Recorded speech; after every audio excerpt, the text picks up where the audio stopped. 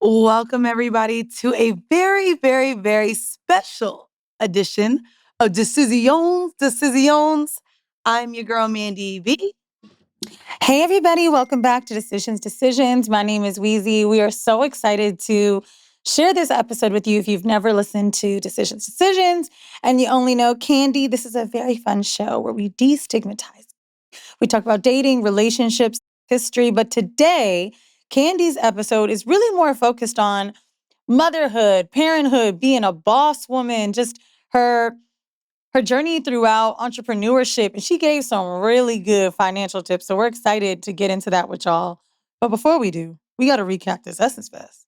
Well, by the way, y'all, we are going to work on bringing Kandi on to sit down for a real Decisions episode. Oh, she said where it's we going can to be talk Kandi about. coded. She said with us. Yeah, y'all know, we are now rebranded. So working with, just bigger entities, they was like, don't be going up on stage talking about no.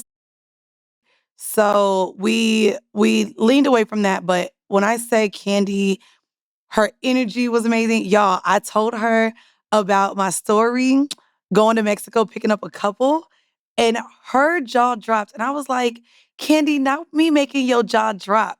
But it was really interesting, even her hearing my story about being a unicorn in Mexico from the book, because she was like, I'm hearing your story, but I'm realizing me and Todd would be the couple in this. So being picked up by a girl on vacation, she's like, "Oh, I can't wait to read the chapter." But really, definitely hoping that we get Kandi back on the podcast soon.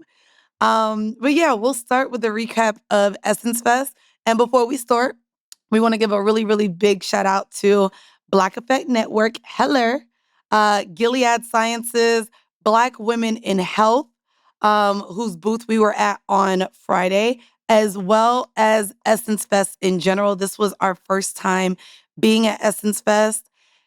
And And so much of it is unexpected. So shout out to Gilead for buying books for attendees of Essence.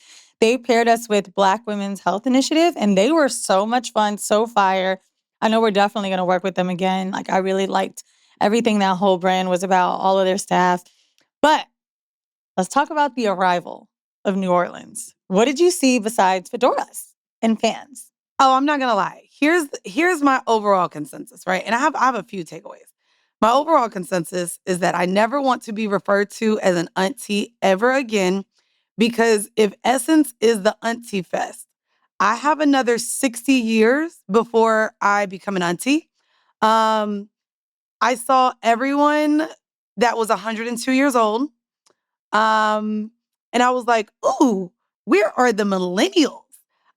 When I hear auntie and shit like that, I think it's like 35 and up.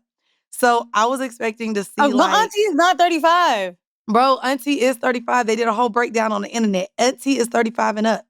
And so I was like, definitely looking for younger people. I'm not gonna lie, it took me 2 days to spot a YN. I was looking for the YNs. It took 2 days. I did not see a YN until Saturday morning. But overall, I will say my favorite thing about the weekend by far was the food. I think that New Orleans it is probably top 3, one of the best spots in the US to get food. And they have their own cuisine. And I was so glad to just have crawfish and oysters, and I think I had red beans and rice 3 different ways. Like, I had a great time. I was outside, so went to a mayor's gala on Thursday night, followed by Club Quarantine with DJ D Nice. Um, What was your favorite event of the weekend? okay.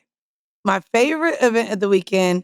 Okay, for me, honestly, and we'll get into our work portion, but I wanted to start out with the wildness of me actually enjoying Essence before we get into all the work perks.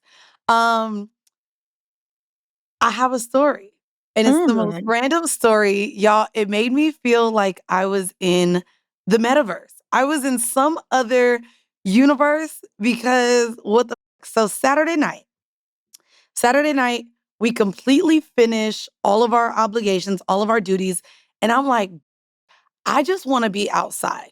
So in my mind, I was going to be crawling on Bourbon Street, drunk as swimming in piss, because that's what Bourbon Street is. It's full of piss on the ground. And I was just like, I'm ready to black out. We're New York Times bestsellers. I was ready to just celebrate it because we hadn't really had the chance to celebrate because we got the announcement on Wednesday and then we were in New Orleans by Thursday. So, anyways, I end up meeting the first night that I arrived, Spectacular from Pretty Ricky. So we'd known each other from online and in passing. And so I'm leaving to the gala, run into him. I'm like, I know I'll see you again. See him again Friday. So Saturday he hits me like, what are y'all doing tonight? Do you want to slide to the club with me? And I'm like, sure. So I asked my homegirl who's with me, mind you, she's celebrating her 37th birthday. And New Orleans is like one of her favorite cities that she hasn't been to since pre-Katrina. So I'm Mm, like, hold up. oof. So so we link up with Spectacular and the club appearance time keeps getting pushed back. So y'all, we go to a bar maybe 3 blocks away from the hotel. Y'all, no lie, I love that my friend lives in LA and can peep the scene. Y'all, Spectacular was about to get lined up. There was these Oh my trying to God. like rob his ass. And my friend was like, she spoke, girl, there was 2 girls just standing behind him on the phone. And so my homegirl's in front and peeping these girls, and they're just standing at the bar, not ordering nothing, but on the phone. So I go in Spec's ear and I'm like, my friend thinks like these girls are about to try to rob you. So I say, let's go sit down where no one can be behind you. So, girl, as we go sit down, these 2 stud bitches pull up and sit at the end of our table. And I'm like, now there's What? now Stop. What there's the 4, but fuck? he was about to, because this nigga had all his goddamn jewelry on. He was bedazzled. Nigga had on diamonds. And I'm like, we are still in New Orleans, sir. So, anyways, we at the table and I'm like, I think these stud bitches is here to rob you. So I look, mind you, now his security guard slash assistant is peeping. And I'm like, I ain't gonna hold you. I don't wanna stay around to see how bold they are. I said, we need to go. Bitch, as we get up and go tell Jazz we're leaving, bitch, I hear one of the bitches say, stand there. I said, oh no, bitch, we out of here. When I tell you we don't even wait for it to go plate for my homegirl's food, I say, bitch, let's get the fuck up out of here. So, bitch, anyway, we leave. We start zigzagging down the things because I'm like, let's just go back to the hotel. These roads are blocked. Let's just go back to the hotel so we can go to the club. So, boom, What happened bitch, to Spectacular? we're still with Spectacular. So we Oh, go oh, because we're going to the oh, oh. club with him. So we're like, let's just go back to the hotel. Let's head to the club. Okay. So we get in the car. And by this time, clearly because we stopped at a couple bars, my friend has been drinking. Mind you, we've been playing it in the room since we ran into him on Thursday. We've been listening to her favorite song on the Blue Stars album, Let me which guess. if you guys You know, to me, say it's because. which if you know is a classic album to me. Mm-hmm. So we are in a car on the way to the club, and my homegirl, shout out to Jasmine, decides to start singing her favorite records on the Blue Stars album. Too Spectacular. Let's be very clear. She starts singing his songs to him.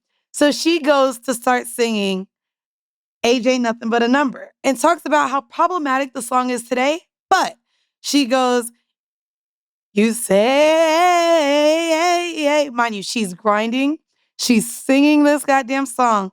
And then out of nowhere, she yells, I'm a young man, but my dick grown up. And literally starts rapping the first verse, but literally emphasizes, I'm a young man, but my dick grown up. And I'm like, oh my God. She is singing down this Pretty Ricky song. And all I could do is smile because my friends are my friends and they are their unique selves. And at this point, Bitch, we're already in the car going to the club with this nigga. So I'm like, Is he thank laughing? you, Jazz, for it.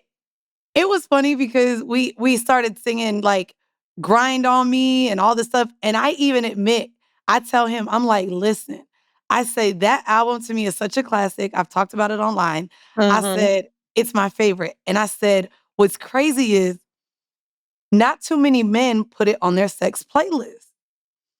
And he ended up sending me to my phone one of his sex playlists. And I That's was like, not, funny.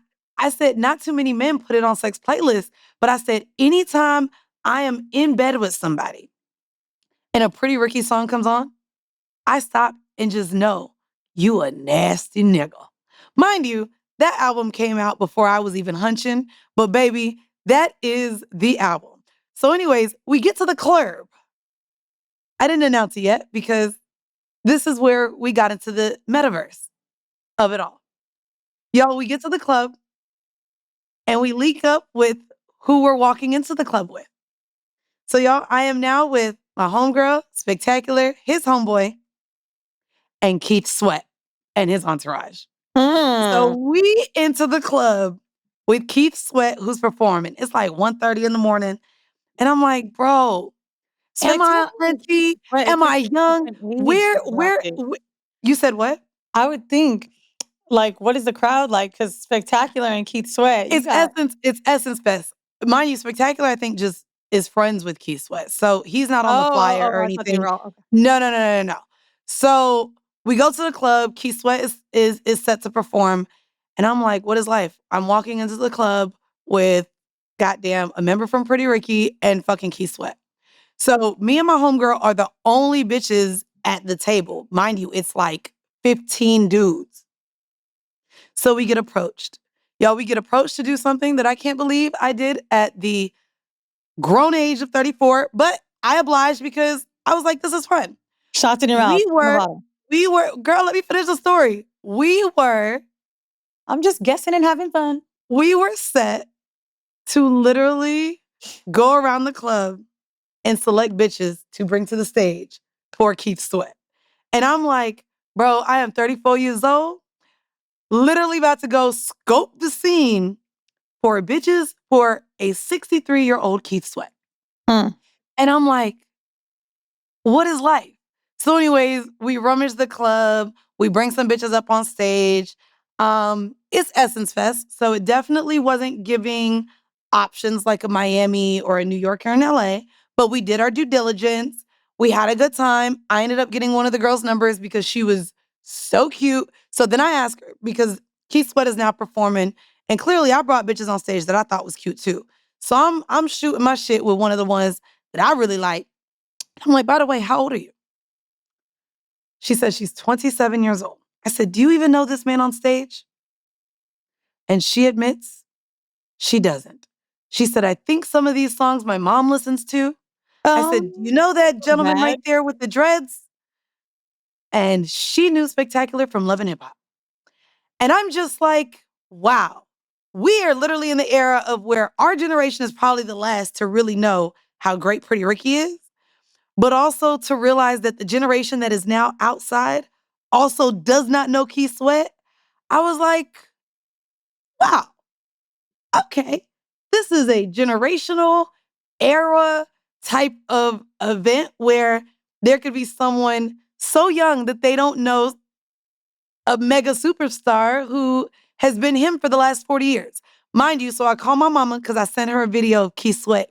She was like, you have the best seat in the house. I said, Mom, I've been tasked to bring bitches to his table. Why my mama, why Miss Tammy, y'all said, now why you ain't FaceTime me? I could have been a bitch for Keith Sweat. I said, so That's you were going to cute. get to New Orleans in 10 minutes, Mom? I'm like, my mom's still wanting to gyrate on Keith Sweat after all these years.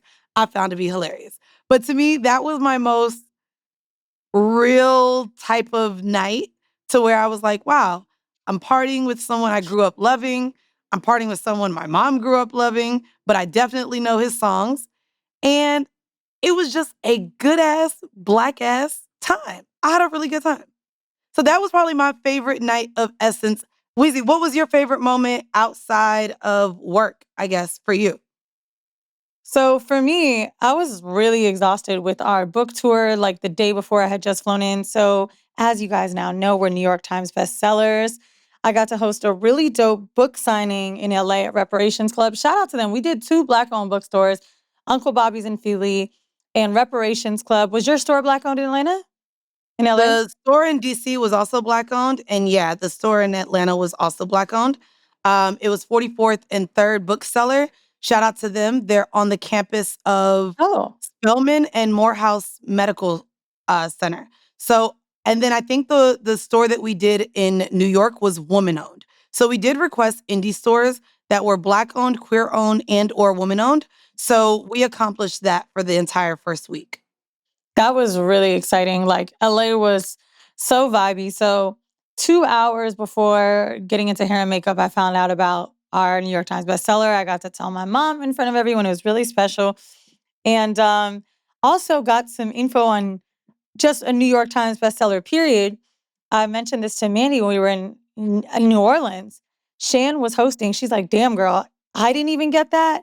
She's like, you know who else didn't get that? She was like, Drake had a book. He didn't get that. Like, I saw a comment on one of Charlamagne's videos that was like, everybody's a New York Times bestseller. And I literally replied and I was like, oh, you do it. Like, Not I, only that, Tempest alerted me, for you guys who aren't aware, 0.01% of authors are New York Times bestsellers. I think there's only about 500 people out of the millions of authors that actually have the title. And so it's a really, really big deal. Like the way that art, like artists want to win Grammys and right. and like you know, like actors want to win Tonys and Emmys. The New York Times bestseller award and title is like the creme de la creme of authors outside of getting into like Pulitzer Awards type shit. But yeah, it's a huge deal and not many people get it at all. It's a huge deal. And I think for us to have received it after having such a tough week with bookstore stuff, as you can hear on our Patreon episode on the town hall, it's super juicy over there. It was just dope. But beyond eating food, I think so. A few things happened that I wanted to chat with you about because I think it'll be a really cool conversation for everybody that listens. And I would love to know everybody's top 5. So we always see the memes when someone's like me 5 minutes into being drunk in a city, I could move here. So I had been creating a list in my head of places I could live forever. I've always said that New Orleans was my favorite city in the country because I don't think, and I repeat this so much, there's anything else that has that much consistency or culture native to that city. Now, everyone that's listening, y'all are in New York and Texas, somewhere else, and screaming at me, hear me out. The sound of New Orleans is unique. The taste of New Orleans is one spread around the world. And I truly believe it is a place where everyone almost assimilates to the culture, the accent. And I generally don't see that when it comes up to different ethnic groups. New York is the best city in the world, right? Nothing could top New York. You can go to any fucking country in the world by just a walk through Queens. But there's something about New Orleans that's so unified and special that I just love it. So I made this list and I wanted to see if some of the cities could be the same for you, or at least one. So these are places I want to live or have my forever home. Number 1 for me is New York. My forever home is priced at about $11 million in the Greenwich Village. It's a townhouse. It is literally how I would love to live in New York. Living in New York in your dream home is literally impossible for anyone I know that's not a billionaire. Fuck millionaire, nigga. 2, LA. I could find my dream home for $1 million in LA. LA got some beautiful landscape, beautiful views, nature, good weather, and there's enough Black people there for me. Paris, I love. I think it's got some of the best Black scene in Europe. Fashion, capital, food, impeccable. I just love it. And number 4 is now New Orleans for me. Here's why. I haven't felt so at home by every single person that I met that was in hospitality. You know how you get attitudes sometimes? You pull up to a motherfucking spot and everybody just mad. I just felt so at peace at home in New Orleans. It reminded me why I love this place. And I started to go on Zillow. Magazine Street, one of the most famous streets in New Orleans outside of Bourbon in the French Quarter, $900,000 for a fucking 3-story home. And I was like, oh, bruh. Then my last one is Mexico City. And y'all already know I think I'm Mexican. So I'm curious. So a lot of this for me, obviously I can't afford my dream home in New York today. But I really thought about all the factors of this shit and where I could be happy, where I could find community, cities I could live in where I have no friends, but I could make some, just cities that feel like home. Art, food, culture. LA, sorry, I ain't got the food, but y'all are good at everything else. But yeah, I really want to know, what do you think those 5 are for you? I know for sure I don't have 5. Got 3? New York would be where my dream home is New York, Mm-hmm. and I would want it actually in Columbus Circle overlooking Central Park. Um, that's my my happy place. I probably went there. I used to live like 3 stops from Central Park when I was in Long Island City. And so for me, being able to overlook the park, be able to ride the scooters, some of my favorite restaurants are over there. Um, I would just say there. I mean, clearly I'm in Atlanta now. This is my 3rd time living in Atlanta in my life. Mm-hmm. This is where my community is. This is where people I went to high school with. This is where my best friends are. Um, Other than that, I just like traveling. I think I really liked the Bay if I had to just add a 3rd. Oh, wow. I really like the Bay, but I still haven't been there enough. Y'all know how much I love the Bay just from All-Star Weekend this year. Um, Other than that, I am very fucking American. I lived in Singapore for 6 months and was miserable. I don't But like Europe. that might have been a culture shock. No, I mean, I don't like Europe. Y'all know I don't like accents. And although we're dealing with the orange man in office, I've literally said it when my friends are like, "Oh, let me figure out where I'm gonna go live." I'd rather just put up with here. It's what I know. I'm real like, bitch, I'm typical American. Like, I don't like I like immersing myself into other cultures, but I wouldn't want to live there. I don't I've never gone to another country and I've been to a lot. There's countries where I'm like, "Ooh, I could have done another couple days here." But I've never been anywhere and been like, "Ooh, I could see myself living here." I Um, actually was going to say something that was a big factor for me I forgot to mention. After this New Orleans Zillow little search I did, I hit my boyfriend. He's like, nah, bro, DMV got to be on that list. I'm like, you know why it's not? Because of the weather. New York is the only place in the world I will sacrifice not being warm. And it's because okay, it's actually, now that you say that, DC is the only city that I go to where I start looking you up say it, you property. said it on this pod, yeah. I love DC. The only thing is DC for me would have to be it's unfortunate. I would have to change careers. Like I think the only thing that always like puts me into reality about DC because I've wanted to move to DC is that it is very government, it is very political, it is very corporate. And so for me there's no creativity there that would allow me to flourish in podcasting, television, film, radio. It's unless I do the news. So for me that's what always slaps me back into reality. Um, but for me, it's New York. I love New York. But yeah, I would wanna New live York like is so New York Georgia. or die, bro. Like, New York to me, I don't care what anyone says, period, is the best city in the world. that's In the world. why when you are traveling, it almost feels like you got this little stamp of approval because they know, like, hey, maybe you've never been to Bali before, but you're in Indonesia. You've heard of this country because you live in New York. You've seen other types of Asians. You know, when I lived in Florida, and I think many of us can attest to this as we grow and get older and mature, Asian people were Chinese people to me because I had no other viewpoint until I started to get older and be around other people. Now my friends are mixed with Koreans, Thai, Vietnamese. Like, we just simply don't know. And that's not even this prejudice thing. You're just kind of dumb sometimes. Like, there's not enough. And I'm not saying that all Floridians are dumb. We have to do our own due diligence. But for the most part, when you're in this place that's just kind of locked to its own thing. The thing I'm really blessed for, I believe, is getting to learn so many different Caribbean and Latino countries. I feel so well versed in Latin and Caribbean countries from living in Florida. But when I moved to New York, I was meeting people I ain't never met from Africa.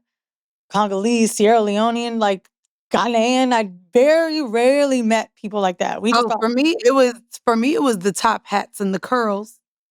uh, uh, Brooklyn, the skirts past the yeah. knees, the wigs. Miami is I full had of never Hasidic seen I had never seen, what is it, Hasidic Jews? Hasidic And Jews. so to learn about their community, they have their own hospital, their own buses, and I had just never seen them dressed like that. Maybe it's too hot in Florida, I don't know, No, no, but no. it wasn't They have a I mean, big I'm just saying it population wasn't in until I Miami. got to New York that I actually got to see them in their community.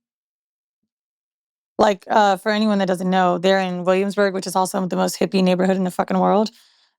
So that should be funny. I Well, just yeah, be I've been learning. I was listening to Around the Way Curls. Shout out to Shanti and Antoinette. And they said that New York City has the biggest population of Jews outside of Israel, mm-hmm. like in the world. So it was, I mean, New York is just incredible. I mean, y'all know if you've read No Holds Barred, um, in some capacity, Weezy and I both have like love letters and thank yous to the city of New York for our journey of sexuality and all the things. I just want to add to this because this platform is so big. One of the biggest things that I am disappointed in the last week, from social media to people who did not even attend Essence Fest, is almost the need and urge to discredit, talk shit, talk down to our Black events, our Black institutions. And I've seen this happen anytime BET Awards comes out. We saw it with Roots Picnic. I've seen it happen with InvestFest. I just had this conversation with Troy from EYL. Um, I don't understand the need and desire to constantly tear down the things that we are creating for our own community. And where we understand that DEI has recently been taken out of, we understand that Target was a part of Essence this year. That deal probably took place a year ago before we knew that they removed DEI. To me, it's unfortunate. We are in a place where we constantly want bigger budgets given to us. We constantly want to show up or have others respect what we're creating and what we're building when our own people are dismantling it. I'm going to insert a clip here of someone who is able to express this far better than I am, but I want you to take heed the next time you get on X, the next time you get on Twitter, the next time you get on Spill, the next time you get on Instagram, the next time you get on any social media app to talk down on a Black institution or event. I want you to consider this. And I'm going to insert this clip, and this gives exactly my sentiments on how everyone has chose to trash this year's Essence Fest. And I just really implore specifically our listeners to take heed in the energy that you are putting out into the universe about our own Black institutions and events. And so check this clip out. Just got back from Essence Fest, and I've seen a lot of the online commentary, and I think that there's one important distinction that we need to make early and often, and that is the distinction between feedback and fellowship. Some of you just seem to be in love with the idea of providing negative feedback. I've even seen feedback from people who weren't actually even at the event. I will remind us, it is important for us to protect our stuff. Now, look, nothing is perfect and there are always opportunities to improve, but the spirit in which we do that is super important. Feedback often is about just critiquing the product. Fellowship protects the product. Feedback is transactional, where fellowship is transformational. These sort of distinctions are the things that I deeply encourage us to be thinking about as we're talking about one of the very important institutions that we have in our community. So much economic impact. So many people have been provided jobs that ordinarily wouldn't have had them. And again, while I understand there are always opportunities to improve, the spirit in which we continue to have these very public discussions about things that ultimately are important to us has to stop. I love us, and I know that you do too, but the spirit in which we have some of these discussions has to change. Congratulations to the Essence team on having what was an amazing experience. It's very difficult to pull off such large-scale events. I cannot wait to come back to continue to participate in what is an institution inside of our community.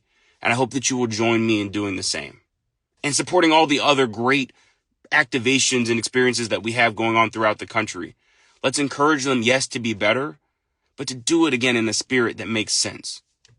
See you soon. Well, guess what? Speaking of sexuality, even though you don't get it, but Kandi Coated Nights was so good. And she literally was like, oh, I'm riding with y'all. Like, we doing this again. So we are going to make sure to bring Kandi Coated Nights out of retirement for a good, horrible mix one day.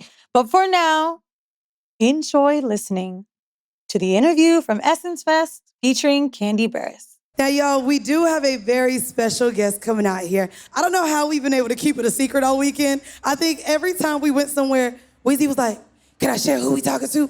Can I share who we talking to? And I just fangirled out, so hopefully we really dive into how she's become the boss that she is, how she navigates being a mom, how she navigates being a wife. She. I didn't even know you were going to give that away. Was that too much? Look, you said what? Oh, wait, y'all already know? Oh, so it's Kandi. Let me tell you, we really genuinely are excited to talk to this person because I think not only as lovers of watching her grow on her show, watching her family, we really get to respect this woman as an entity herself. And I think that's the most exciting part about the conversation today. It's like, we got all these juicy details about the tea and the surface level stuff, but it's like, this person wasn't just a housewife, they really a boss. Yeah. And the premise of this show that she's become such an icon of is for women that were supposed to sit at home and watch the kids. And we know that ain't no Kandi. That is not Kandi. So without further ado, do we want to bring her on out? Let's do it. Y'all ready for Kandi to join us on the stage? What's up, y'all? Hello, everybody. How y'all doing? Okay. This is nice. We gonna give Kandi some compliments, and once we do, I wanna hear a hell yeah. Ain't that dress sparkly? Ain't she looking fly? Period. Ain't Kandi our favorite? Congratulations, y'all, on being bestsellers. Thank you. Oh, girl. By the way, the song that she came out to, y'all, is celebrating its 25th year anniversary. Oh, yeah, this year. This year, That's You crazy. got kids and songs the same age. That is crazy. And also, thank you for congratulating us, but I'm trying to reach like you. I want some Emmys next. Come on, let's go. You know, when we were prepping for this interview, so to interview someone that you're aware of, you normally don't have to do Googles because you can just interview them about the things you enjoy. I was like, I ain't know all this. I didn't know. Oh, yeah. She said, Othello. Kandi does this, Kandi does this, Kandi does this. I said, because I'm a Bravo girly, so I know your whole discography, your whole IMDb, your whole everything. Now, you know what's embarrassing about me, y'all? So I'm not a Bravo girly, because you know you got to pick a side. I'm a TLC. I want to see someone who's 600 pounds and losing it. I want to see an African man with a fat white lady getting married. That's what I want to see. I need to see desperation. Well, we're going to have a little bit of fun before we get into the conversation with a quick fire. Okay. Real easy ones. Don't be thinking too long. The first thing that come to your mind. Uh-oh. Okay, Kandi? So, boom. Favorite franchise outside of ATL? I'm not even gonna lie to you. I don't really watch. She said I don't know those girls. Even if it's the memes, I don't watch it either, but... Okay, here's the thing. It was a couple that I watched when they first started. Okay. So I'm gonna give it to Potomac. Okay. I like that answer. Okay. This one I love because I feel like this is a really interesting question. Andy decides to take a year off to keep being a dad, just enjoying his life. Who is your chosen guest host for the reunion? Guest host? Yeah, like who sits in place of Andy if you could have anyone else host Y'all. So, period. Like, listen, I feel like anybody that's going to hold them accountable, like, make them actually answer the questions, and when you know they lying, call them out for it. Yeah. Yeah, it gotta be somebody that's actually gonna keep them accountable. Because you said that ain't happening? It'd be a lot of lies on the show. You know what I would want? Bring Wendy out of retirement. Get Wendy Williams. Oh, I would like that. Wendy Yeah. be eating. I would They like might need to take Wendy off the stage. I would like that. Nah, that would be crazy. Now, I have another question for you. What's more fun, touring with Escape or going on Housewives vacations? You know, both is tough. No, okay, so I would say now that lately with my group Escape, we've been on the same page. Okay. But you know, unfortunately, we've been touring with not all of our members. Uh-huh. But in this past year or 2 years, I don't know, I guess 2 years it's been, this is the longest we've ever gone without arguing. I love it. really She answered. That's crazy. I was having a conversation with my girls just a couple months ago, and I was like, can y'all believe we haven't had any arguments? Candy, I'm going to tell you now, Been a you long just time. jinxed it. Me and Weezy do the same thing when we go on tour. No, like, no, we can you going on- believe we haven't argued and in the next city? We going on 9 days and not arguing. You know what it is? We not only, it's not like we just tour together. We spend every week 2 episodes a week, constantly on calls. This is the bulk of our business. So it just be like, one little thing. I thought you got French fries. We just start fighting. But I would love to also dig into you about the healthiness of talking about disagreements. Okay. All right, so. Oh, I just had one last question, and then we're going to get Yeah, into that. And it's not this question. I'm going to go off script. What's harder, being a wife or being a mom? I asked that question to Gia Casey, and her answer was very interesting. You're a mom of 3. Well, you know what? That's a hard question, too, because it's tough either side. But what I'm realizing is I feel like it's tougher being a mom to a 22-year-old than it is to young kids. Okay. Now, Riley, she used to be so easy when she was little. Now, she be making me want to headbutt her sometimes. Like, you know, it's so different. It's like, you know, they want you to be there for them emotionally, but then she don't want to talk to you. And it's like, if you don't do something for her that you do for the little kids, oh, you were showing favoritism and doing all this stuff. But then in the next second, it's like she won't even answer my phone call. I just be wanting to snatch her. Riley, sorry. I appreciate that because I'm so tired of parents acting like they don't get mad at their kids and just go through ebbs and flows. I heard an interview with Kandi Burruss where he said, right now my favorite kid is my youngest one, but it used to be this one. I was like, damn, that's so honest. I'll say you even saying how difficult it was. I saw a recent episode. So Riley's now on her own show on TV. And I thought it was amazing how you showed up for her with handling the microaggressions that she's receiving on the show. Like hearing that phone call and hearing you be a mother, but also a friend, but also like tell her what the world is actually like was so good to see, like even for reality TV. It was so dope. Well, I think Riley she does a good job of defending herself and speaking up for herself. Because look at who her mama is. Oh, well, yeah.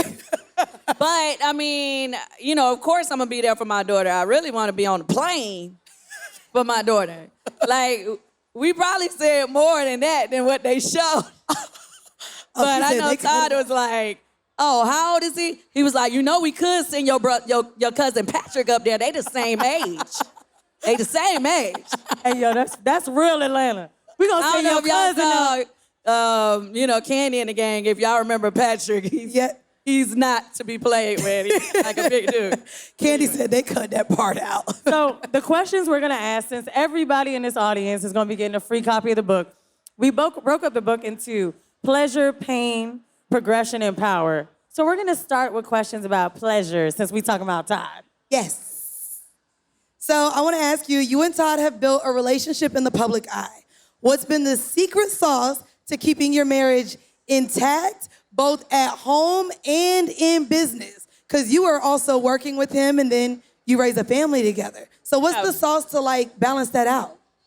Well, I would say communication. We spend a lot of time together and keep it fun. You know? How you keep it fun? What that mean? Look at y'all. What do we wear? You said, what do we wear? We put something on to keep it fun. What we doing, Kandi? You know what? That is kind of crazy because I need to step my game up and putting the outfits on. Okay. Because, I mean, those type of outfits. Because he be like, okay, really? You're not going to, like, that's how you going to come with your bonnet on your head? That is hilarious. I just went on a date the other day, and he literally, I said, oh, I got to do my makeup. He said, why? I said, no. I want to dress up and look cute. A date is an event now, so maybe y'all could, like, start dressing up for, like, date night. Well, yeah, I could dress up for that. But he'll still complain about that because he'll tell me, okay, let's go somewhere. And I'll say, well, do you want me to keep my flats on? You want me to put on my heels? Like, oh, you can keep on your flats. You can keep on your flats. But then if I go out with my girls and I got my heels on, oh, you don't never do that for me. Why is that a thing? Like, wait a minute. You just said you didn't need me to put the heels on, but whatever. You know what I'm thinking about? Just because I feel like as we get older, nights at home are just like what we want to do now. When you're at home and you need like just a day alone, what's the thing that you want to do at home? Is it nothing? Is it a stupid TV show? Is it being on the phone, gossiping? Like, what's your thing when you at home? I like just catching up on my favorite TV shows or watching a new series. Your friend just said Instagram. You just be scrolling on Instagram. I will scroll for an hour or two. But I like watching scripted series. So yeah, me and Todd, we love sitting up, catching a series and just watching. What's your favorite snack when you watching TV? My favorite snack? What's it? Do you do it in the bed? Because I might have a snack in the bed. Yeah, cheese crackers. But you know I like Cracker Barrel extra sharp cheese. And you slice it yourself and put it on, like the Ritz crackers. That's hers too. Bro, we've known each other 20 years. That's my snack. What? Cheese and crackers. Get it out. Cheese and crackers. Charcuterie, but ghetto. Now, going into pleasure but bringing it into business, what does pleasure look like for you as this entrepreneur? Is it the deal closing moment, the creative process, or the payoff when you get the check? Oh, we can't say all of the above. Do they have different feelings though? Yeah, it's totally different feelings. Like I love when I come up with a good idea. You know, or if I know something's gonna bump, especially like if I'm writing a song and I'm like, oh yeah, this it right here. Like I love that to create it. I hate the part of recording. It takes too long. You know, even though I can finish it real quick, I still be like, okay, I want whatever's in my head to immediately be here. But, so the creating, coming up with it and the payoff at the end to see the enjoyment of the people. So let's say if we did, one of our live performances and I see when, what the people react to and what people want to be a part of, that. Yeah. I think the deal closing is like, ooh, that one's the one that give me a little ooh. You've made a lot of songs. Is there any song where today you're like, I can't believe it's this big. I can't believe people still sing it. I did not. Yeah. What song?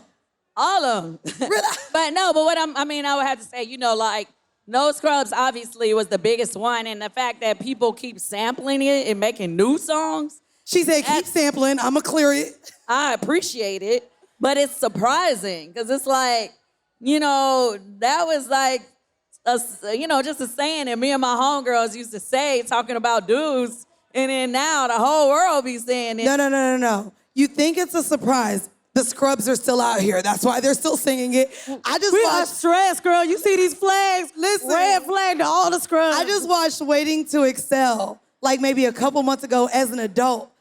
I said, we still dealing with the same stuff about 30 years later. Yeah. It's crazy. It's just it's like a blessing to be able to go to a karaoke bar and to see a couple songs that I wrote that's in the book. Because we always going to see Bugaboo and No Scrubs.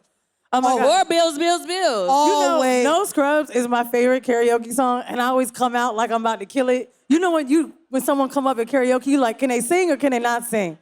I be like, hey y'all, I'm from New York. Nice to see everybody. I even see like even overseas, like I see Don't Think I'm Not in the karaoke book. Oh. Yeah. To me, I just like songs where I don't have vocals, y'all. I just talk. That's it. I can't sing. So if I feel like it just stay enough to where I sound all right, that's what all of them songs give to me. So What I think a lot of people don't recognize is we love and I've written for big singers like Whitney Houston. And this sort of flip. And I've written for, people who just do cool singing, like TLC, you know what I mean? But people don't realize it's not normally, like, Whitney Houston is Whitney Houston. But if we're talking about a majority of the singers, the ones that really, really be blowing up is the ones who just got a unique tone and a song that regular people can sing along with. Oh. It's the She truth. said, I'm regular You said, people. the that can good sing singers, along. we don't know them. It's the truth. I mean, people talk about J-Lo as much as they want, but she got a gang of records that she could do a whole concert for an hour and everybody gonna be singing. Because we all sound like J-Lo. Bro, because I'm going to tell you right now, I don't speak no Spanish, but every time I hear it, she killed that movie. But Okay. you get my point. It's like, Right. I could just go down a list and it'd be like, it's the songs that people can just sing along with or that they can relate to. So for me, recently, it ain't out yet. Oh, But tell them. an artist from Africa sent me one of their songs and was like, hey, I want you to put a verse on here. And I was like, all right, dope. But my train of thought when I was listening to the verse, to like, okay, how I'm gonna come with it, right? I'm like, I need to have, like, it's the second verse. Her first part coming in was very melodic, and then, they always have something to make you want to do a little dance in the second part. I'm like, okay, and then it brought that energy in. I was like, okay, the second verse has to come in with energy, and each part of the verse has to feel like a hook. Everybody's gonna have to be able to sing each section. You get them? So, for instance, using a song that you would know, like just use No Scrubs. If I say, no, I don't want your number, no, I don't want to give you mine. See, you can sing along with me, right? But that's not the hook. That's the pre-chorus or the B section. So for me, the type of writer I am, I like to write multiple hooks in a song. So each section feels like And this everybody's... is why it's stuck in our Andy, head we all did the not time. go to music school. I didn't know what you were saying, but that was good. I was like, okay, wait. You want to get into the pain section? Yeah, did I explain it to where you understood it? Look, Okay. we got it. We got it. You took us to school. It's funny that you just taught us that, because the question I had for you to end this section was, if it wasn't entertainment, no TV, no music, not really creative, what would be Kandi in an alternate universe's job? What would you be doing every day for a living? Oh, okay. People have asked me before, if I never made it in music or entertainment, what would I have done? So when I was younger, I said, if I don't make it in my dream, I really wanted to be a performing arts teacher. Because I want to always do something that is creative in what I love. And I love kids or whatever. And I love being creative and coming up with stuff. So I feel like I would feel fulfilled. And being the business person I am, we probably would have did the performing arts thing, and then we probably have our own performing arts company where we do shows and put on performances outside. Girl, we just want you to be simple, lady. Dang. Now you got to buy the block. I'm just not simple. Okay, when I was real little, I said I wanted to be an accountant or a lawyer. Why That you better lying? You used to No, be an accountant girl. before we was talking about relationships, girl. Okay, now we're digging into... That We're was gonna before I knew that it was possible to do what you love for a job. For a That's so living. real. That is so dope. We're going to get into pain, and I want to bring up a little bit, because I know we have a lot of moms out here, and I want to know what's been some dating advice that you've recently had to give Riley, because she is in her 20s now. And then also, how does that differ from you have sons? Like, you have boys. What is going to be the difference between how you give dating advice to both of them? Okay, so with Riley,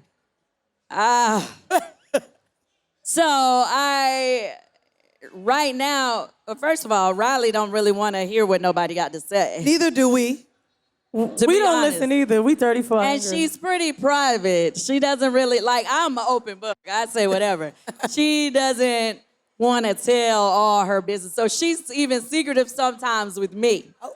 But I would say that I was overjoyed that she broke up with her last situation. And the current situation, I really like him. He's really nice.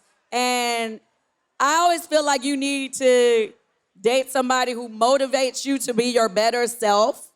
And I think she met somebody that does that. Sometimes people can just add on to the BS. You know, if you know you being lazy, if you know you not really just doing what you're supposed to do, then you can match up with somebody who they kind of on that, and then you find yourself more in a slump. Yep. But then sometimes you meet somebody that, you know, when you're feeling in a slump, they bring up your energy like, come on, let's do this. You can get it together. You should be looking at this. You know, bringing ideas to the table. Yeah. I like this. We had a question we actually asked on the podcast where we were debating a bit. We watched this clip of a woman, controversial take, and she said, women need to date a man better than them to be able to respect them. They need someone more alpha. Like, women need someone better.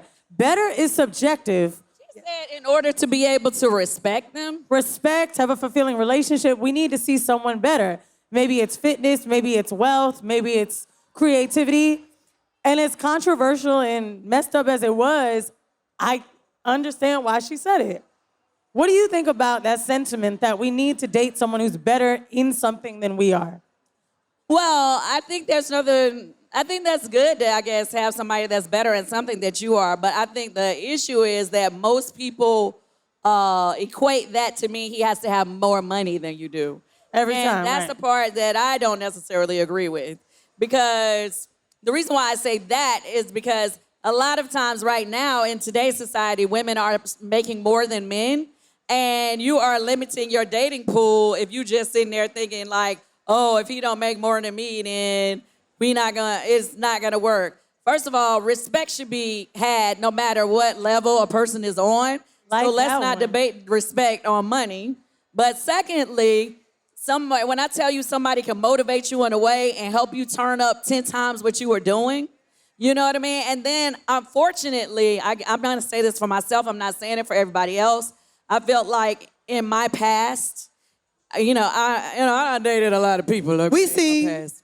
Girl, we wrote a book. Us too. We can go toe to toe. We've seen a lot of the evolution. So meaning I dated people who had way more money than me and more success than me, and I dated some that just was kind of cool, and some who they were never broke though. The issue is some women feel like, girl, why would you let that man go if it's a guy who had a lot more money and success? And the issue was he didn't care about my success. He didn't care about me being successful.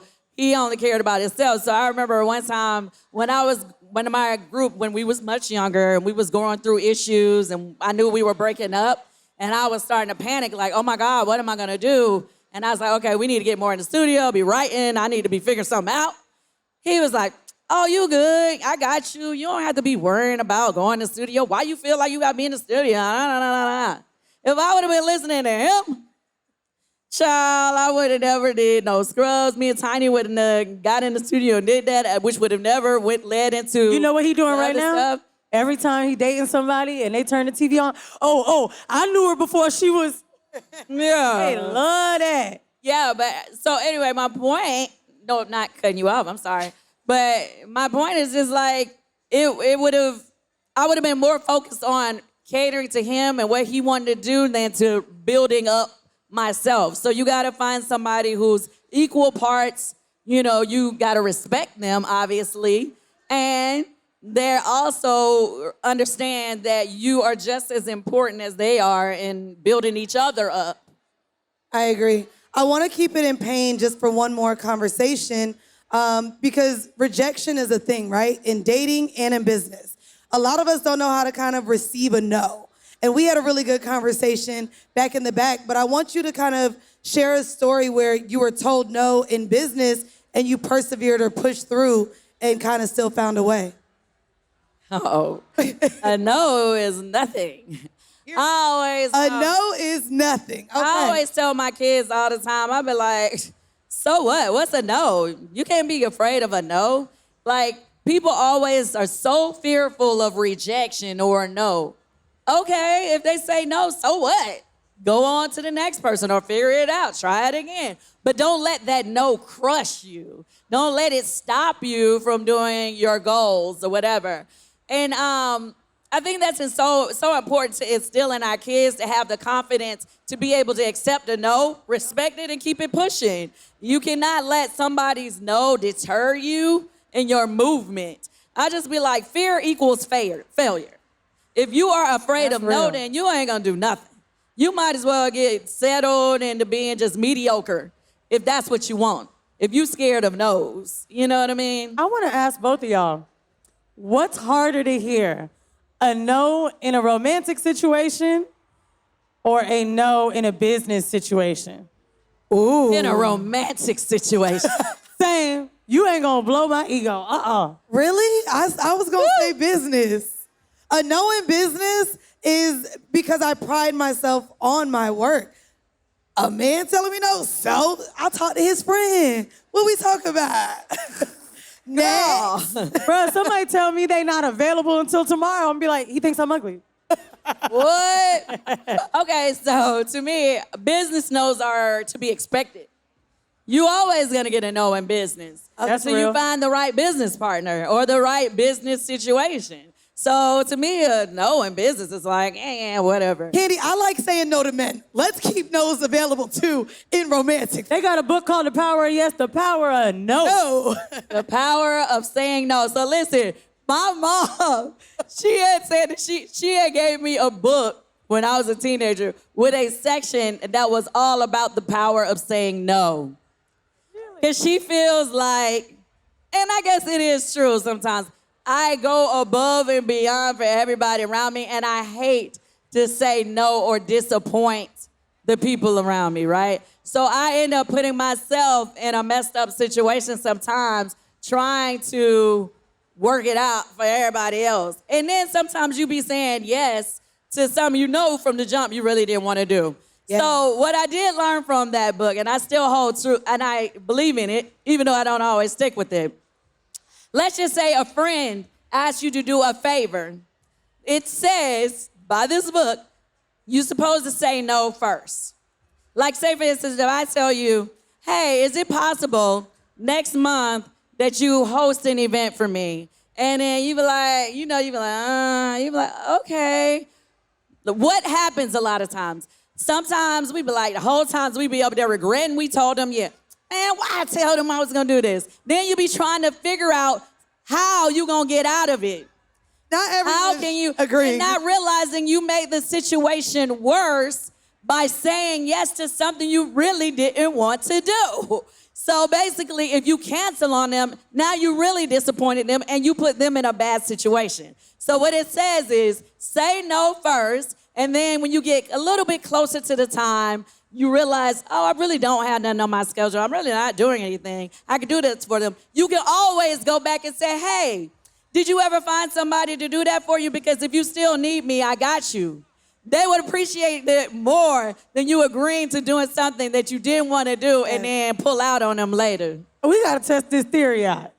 Or not just pull out on them later, you show up not really wanting to do it. See, now I feel like I'm doing it wrong. A few weeks ago, someone said, hey, girl, can you help me move? And instead of saying no, I said, did you call anybody else yet? Anyway, I did it. But, see, I should have said no. All right, we're going to move into our progression. And this is just a personal question that I wanted to ask anyways. So this is my question. You got into Broadway. So your production company has been a part of Othello, The Wiz, The Piano Lessons, Thoughts of a Colored Man. For me, Othello has my favorite white and my favorite black. It has Denzel Washington and Jake Gyllenhaal. I need to know what it was like, whose decision it was to cast both of those two people in Othello. Yeah, who's the what? Casting, decision? how hard it was to get them. Oh, okay. Because Denzel is Denzel. Okay, so first of all, that was an amazing experience to be a part of.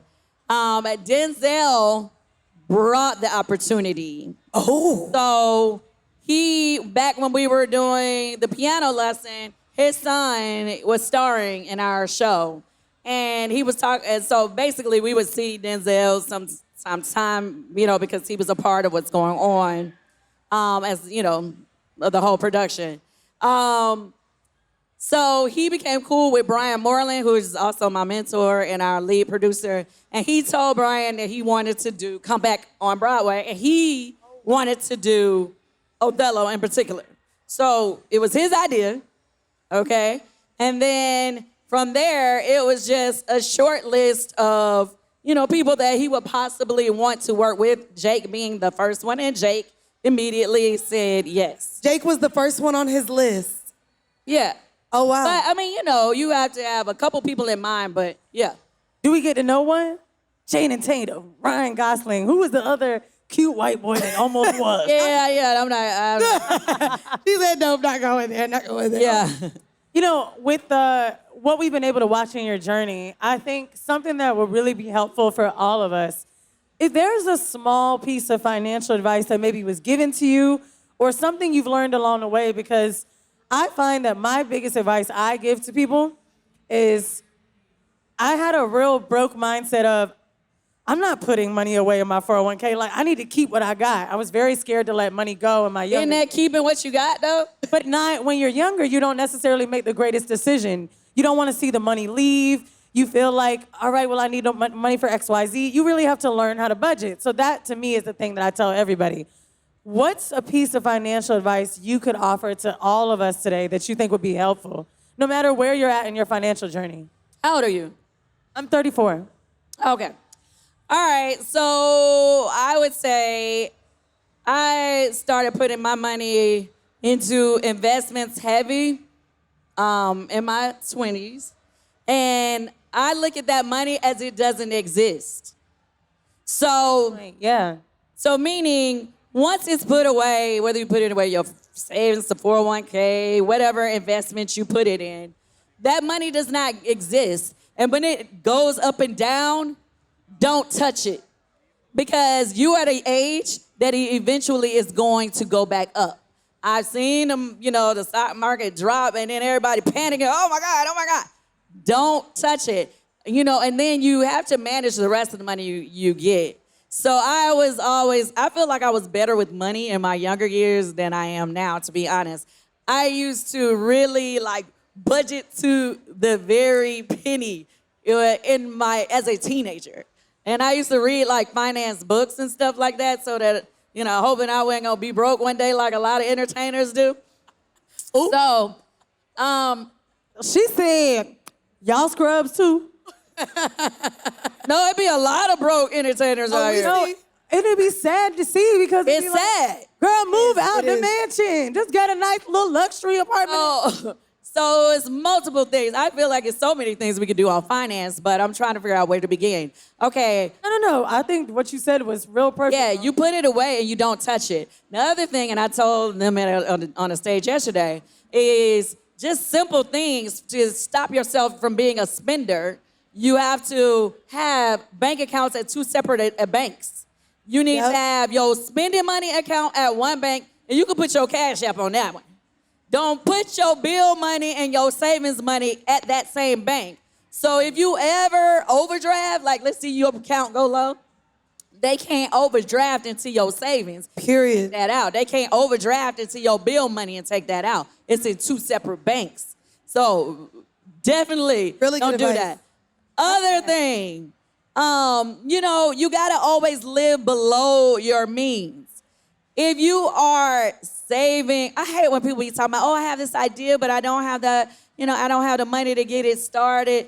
Well, you've been talking about that idea for years, honey. How much have you saved towards it? It's like we forget a little bit adds up to one day be a lot of bits. You know what I'm saying? For you need to begin one of those life insurance. I did old stuff. I'm doing good now, Kandi. Dang. You need to get one of them life insurance investment policies right now. Y'all, when I did that life insurance and I had to do my little blood test, I was like, they want to make sure I'm not on the road to death. It was crazy for me. And I tell you, learning about how you can borrow against life insurance was very helpful for me as well. And it protects you if somebody sue you one day. They can't sue your life insurance. Oh, she's spilling all the tea. Good to know. Good to know. I want to There's ask so a many question. things that we can talk. We start talking about money, we're gonna go too far. Well, you know what? Here's a simple question about money. You were talking about, making sure you was budgeting back in the day.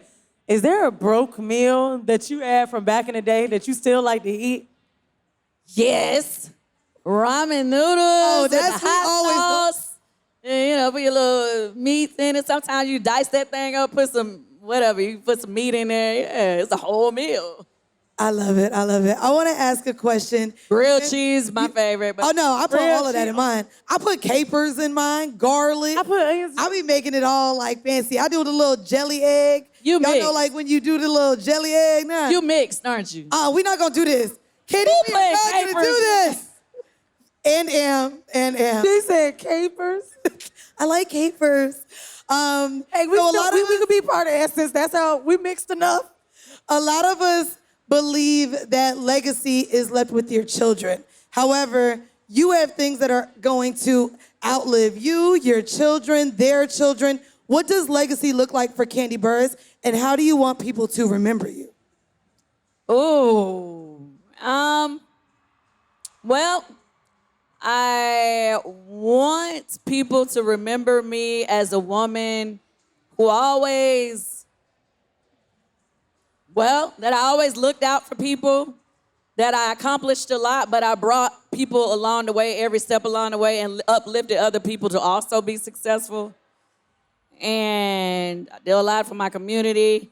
I try to make sure my kids are doing good. And yeah, I always go against the grain. I live outside the box. I mean, yeah. We do too. Yeah. Now, while we're in these final moments of the power section, And I'm truthful. I like that. I'm Real a Taurus, and so I do honest housewife believe of in Atlanta. dependent, like I'm dependable. So you ask me to do something, I do it. So back to the thing about telling people no. I always end up being a person that be like, damn, why I tell them that? But I still come through. I don't leave people Should we hanging. shoot our shot? Kandi, when you in New York, you gonna do an episode of Decisions with us? Sure. Oh, we got it on the record, y'all. Listen, y'all, I was scared to come out here today because I was like, what they gonna say about, what are they gonna say that has me on the blogs by the end of the afternoon?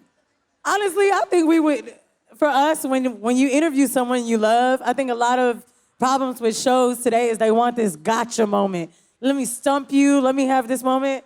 I would rather an amazing time with someone I care about. Same. Like, I want to know that they want to come back. I want to know they feel celebrated. Like, Your energy was good. This ain't about a gotcha moment. We're like so honored to just be able to have this conversation with you here at Essence Fest. Like, it's incredible. For sure. And I'm gonna have to bring Candy Coated Nights back just so I can bring y'all on. Please. Oh, Lord. Y'all see, y'all miss Candy Coated Nights, because we do. listen. And I have some questions for you. Okay, so the power question I've got for you. I think when we see people with money and fame and beauty and status, that's power. What's been the most powerful moment of your life? Whoa. The most powerful? The thing that made you feel like, I'm that bitch. I feel like I had a few moments in my life that stood out to me because, I mean, every moment is important for different reasons. But I feel like when I was the first woman to win the NAACP Songwriter of the Year, Let's clap it out for that, girl. for the Rhythm and Soul Awards, I was shocked, first of all, because I was like, no other woman has done it. I was like, wow. But I think that kick-started in me something to be like, okay, I always like to be the first now. I don't like to be the first because I feel like it should get to a point where that's not taboo Right. for women or black women or black, for it to be the first. But if somebody got to be the first, it's going let it be me. I'll take it. I know. Girl, the way we acted like Let me we was make the first history New York with it. Times bestsellers, I don't care who wrote a book. J.K. Rowling, the Oprah, we did it. and did. I love that for y'all. I think that is so. I've never written a book, And people always waiting like, for oh, it. you should write a book. You should write a book. And I'm like, I don't even know what it would be about because I'm in so many different. Would y'all read We'll that help book? you. Would y'all read Kandi's book? Hold on, wait. Let's get a little quick survey. If Kandi wrote a book, what would you want to read about? Ooh. I'm gonna help you, girl. Sex, love, and money, Kandi. Period. What you want to talk about today? You got one? Finances. Okay, Finances. finances. Y'all got the last one? You got one? You said finances. Dungeon, honey. Sex dungeon, honey. The sex dungeon. You said forget the budget sheet, girl. All right, Kandi. We'll be the co-authors. We will. We'll help love you it, out. I since love it, we're I love authors now. Well, Kandi, thank you so very much Thank for you. joining us on stage. Y'all give it up for Kandi, y'all. Thank you. And we are really excited to see what else you have coming out next. Thank you so much. Is there anything that you could tell us? Like anything that? Oh, what's yes. coming? So, my husband and I, y'all, we've been producing movies and stuff. We have 2 more movies that are about to come out. The one that I just posted a link on my in my bio, and it's in Todd's bio. It's called Don't Bring Your Man to Atlanta. No, what you are? Yeah. Wait, we should host a screening, bro. Don't bring Don't your bring your man man to Atlanta. You are gonna love this movie. It's starring Shamia Moinge's in it. Yes. Bambi's in it. Michael, he's the lead. Bolo's in it. Now, I know y'all thinking that it's gonna be some wild stuff, but it's not as wild as you may. Well, yeah, I don't know. You Go pick the see name, girl. the trailer. Right now, I would say go to Todd, it's his Instagram page, Todd, TODD167 in the bio. Just click the link so you can sign up to be the first to see the trailer. You'll find out more as information. soon as I get to my phone. I'm Honestly, so excited for that. Yes. Once again, y'all give it up for Kandi Burruss, y'all. If you are a patron member, that's right, go on over to patreon.com/horrible decisions. That's where you can get all of the X-rated, raunchy discussions about sex. Welcome, everybody, to another episode of Horrible Decisions. Ketchup and mustard, baby. This should be called the X Factor, this episode. The X Factor is This crazy. will be the episode that people be like, let me get Patreon. Well, then we're going to let you start because the preview is the first 5 minutes. So let's reel them in, buddy. Oh, all right. Let's reel them on in. So, You can start. y'all have been seeing me talk about manifestation, how you can manifest anything you want. I'm going to tell you right now, you truly manifest Everything. everything. Even the things you don't want. My partner and I have seen his ex-girlfriend out. And he was with her almost 10 years. So I said to him, just randomly thinking about it, we were having dinner a week before we get to London. I said, baby, it's crazy because like, I haven't seen my ex. He's like, what made you think about that? I was like, because my book is coming out and I talk about him for exactly who he is. Someone's gonna bring this up. And I think I just was having dinner with him after us leaving an episode. And it's interesting because in this book, a lot of people are talking about chapters that hit them different. And how to know when you stay too long really can hit for some that are in a bad relationship. I'm like, yo, how will he feel? I also don't hate him, but I wrote this chapter that makes everyone else hate him and I actually don't care. So we're talking casually. And when I was saying it, I was really thinking about what it would feel like to see my ex. And this is what I mean by visualization. When you visualize something I felt it, I thought about it, everything. So this was important to me because I wanted to know what to say if he read it. Now, the last time I saw my ex, for those of you that may remember, I was on a second date with my current boyfriend. I saw my ex at Dumbo House during a Juvenile concert in July of 2023 with his current girlfriend. And I didn't feel jealous. I thought he kind of looked whatever. She was a cutie, but I didn't really care. By the way, she also is black and white and was born the same day as me. Crazy. But I was so into my man. Yeah. And it was only a second date. We go to London. We were going to the Amalfi Coast. We actually go to London only because we're like, let's do a little pit stop before Italy. And I love Amapiano. And they got some good Amapiano parties in London. We get to Shoreditch House. And I remember exactly what was happening. I'm leaning against the bar. My man is whispering in my neck or something, and I'm like, let's not drink. And he's like, man, get us some shots. Let's get some shots. And we're laughing and we're giggling, and I can only imagine how cute we look, bitch.